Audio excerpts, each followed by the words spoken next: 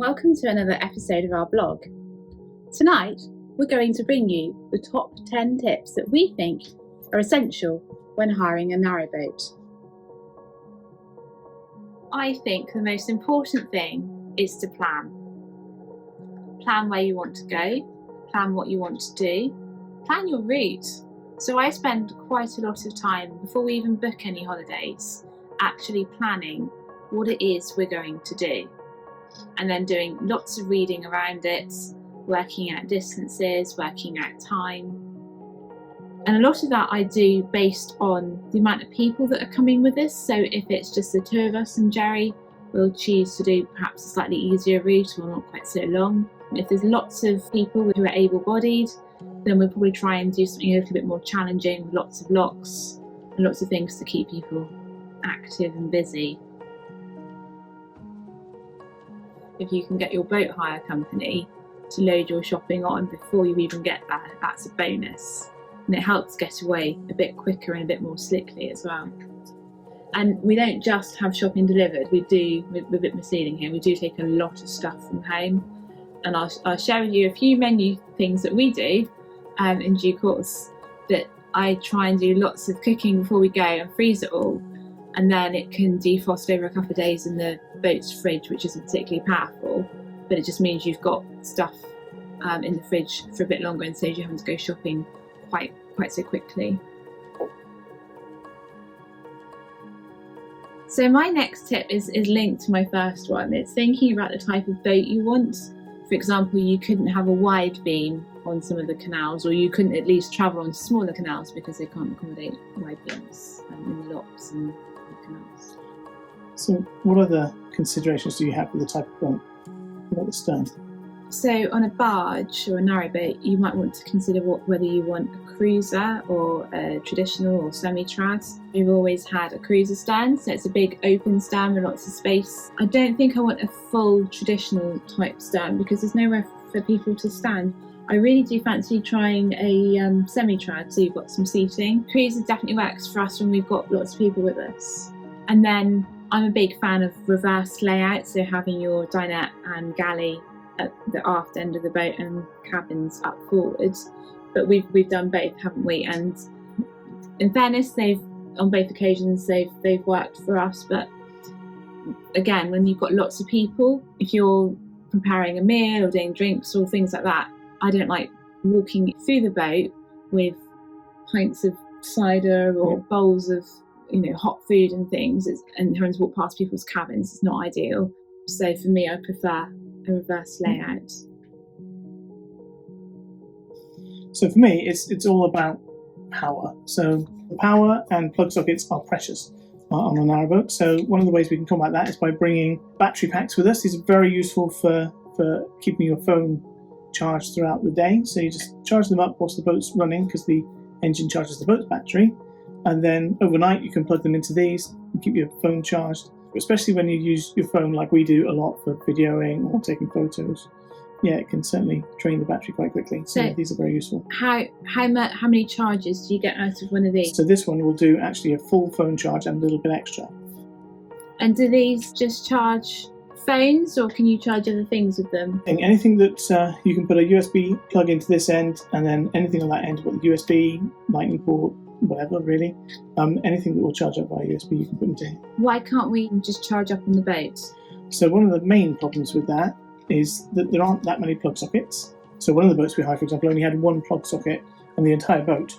And when you've got two or more people trying to charge their phones at the same time, it doesn't really work. The other thing is that the voltage isn't very high, and like I say, the boat needs to be running for the battery to charge.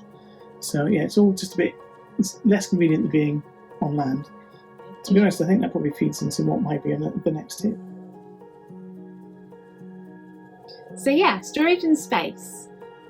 Just don't underestimate how little space there is, regardless of what type of boat you hire. There is no space, regardless of what the magazines and brochures say. We do generally unpack everything. We can put bags and other bulky items that we don't want access to for most of the week. We'll put those under the beds. And the galley, there's no storage at all. And don't forget, on the galley, they equip the boat very, very well, but a lot of the time stuff that you'll never ever need. You've got this massive microwave taking up half of the worktop and you really don't need it. And the same with the toaster. Like the television as well, they give you the smallest telly in the world that you can never ever watch, and it's never able to tune in. So we generally put all that stuff to one side to just make a bit more room for ourselves. Yeah. So this is my tip, and be friendly. That's really what I'm saying. So we know that a lot of people live aboard their boats, and they don't really have a huge amount of respect for hirers. Probably with a good reason in some cases. You know, you get your people who've never done it before, who crash the boat about all over the place. But actually, you know, if you're just friendly to people and you're polite and you go past them slowly and take over, generally people will be all right. But yeah, be friendly. That's my advice.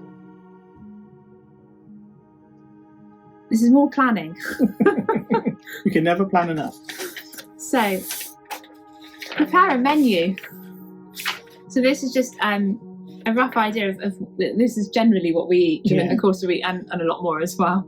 But plan what you're going to eat if you're hiring, because you don't want to take too much food and then have to take it all home again. That's just all throw it away. It's even worse. And we always do have an evening when we eat out, or perhaps have a takeaway as well. Of course, that is the alternative to this plan, is that you should plan where every pub is. Yeah. And just eat out every time. And some people do that, don't they? They never cook anything on the boat. No.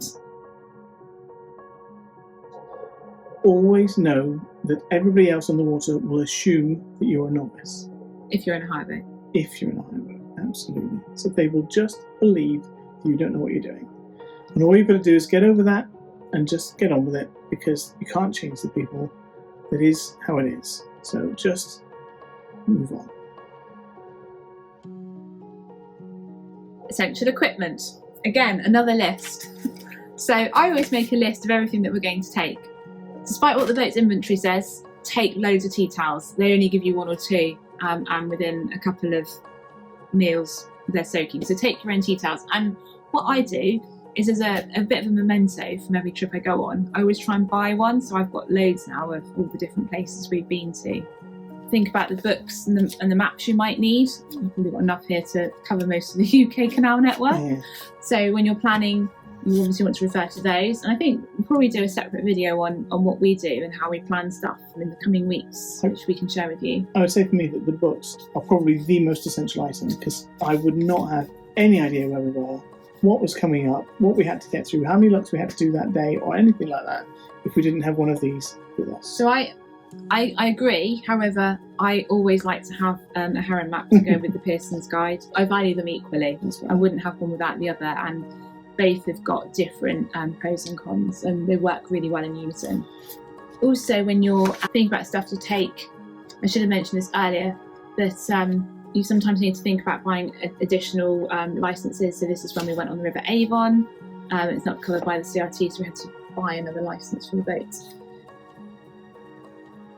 But the final tip is, don't get too beholden to your plan, okay? Because things can change. Can they? They absolutely can. Like when you go onto the Oxford Canal and it's so busy that you can't get anywhere, you might suddenly decide to turn around and go somewhere completely different that you had never planned for.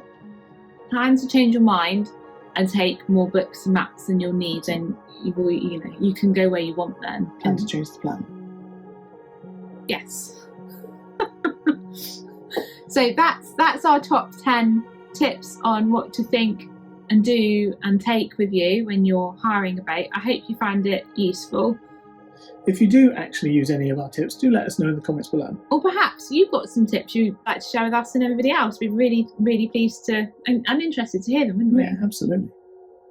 Otherwise, we will speak to you all again soon, when maybe we're planning our next adventure. I don't know if we ever get out of vlog time. Yeah, we'll see. Bye!